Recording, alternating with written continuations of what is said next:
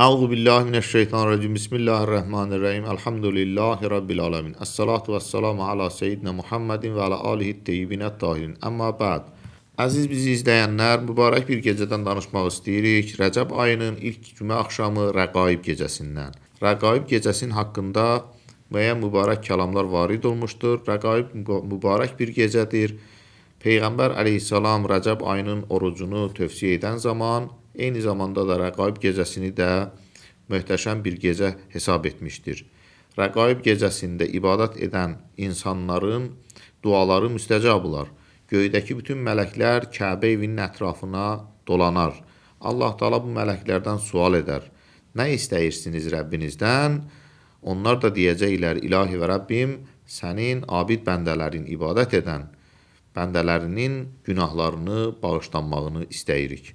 Peyğəmbər əleyhissalam buyurur ki, günahlar qumların dənəcikləri qədər, dənizlərin köpükləri qədər və ağacların yarpaqları qədər olsa belə Allah onları əfv edəcəkdir. Rəqaib gecəsində adətən namaz qılınır və səcdədə dualar olunur. Peyğəmbər və onun əhl-i beytinə salam və salavat gətirilir.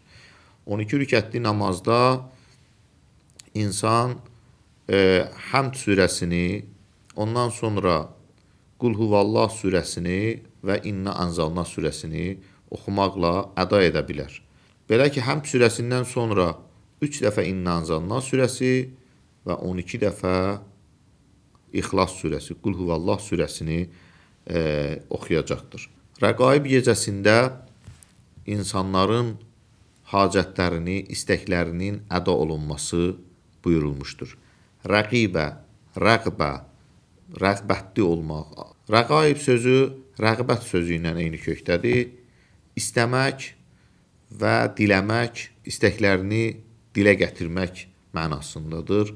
Burada eyni zamanda rəğbət bəsləmək də var.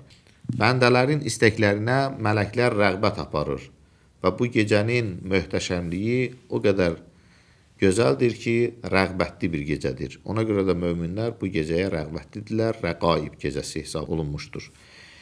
İnşallah ki, namaz qılanlar namaz qılmağın formasını kitablardan, internet resurslarından əldə edə bilərlər.